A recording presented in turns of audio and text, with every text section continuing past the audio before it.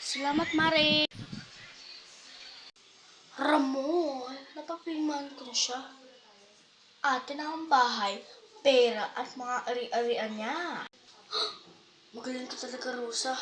Kasi kailangan natin kumilos na mabilis. Kasi sabi ng doktor, nagre-recover na yung mata niya. Ano? Kaya bukas na bukas din, papalayasin natin sila. Total, nakuha na yung mga gusto natin. Nay, wala ba pinirman mo yun na masama yung ugali ni tatay, di ba? Huwag kang mag-alala, anak. Kailangan ko ng paraan para matapos na yung buhay ng tatay mo at yung kabit niya.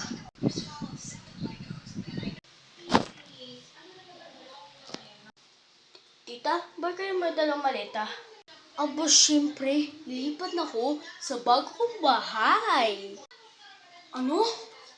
Tay, anong ibig sabihin nito ha? Nakalagay na dito sa text, sabihin mo ng nanay mo na amin na itong bahay, pera at mga ari-arian niya.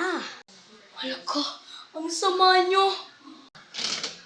Matang ingay, ano nangyari? Nay, nakuha na nila yun sa atin. Ayan, magsama kayo mag-ina. Pwede na kayo. Mayas. Ramon, magsiselfie na tayo dito sa bahay nila ha. Ang galing nyo din, no?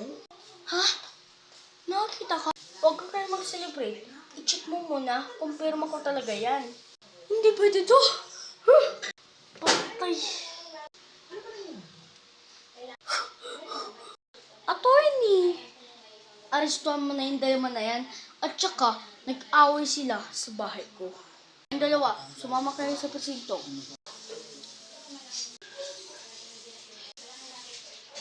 See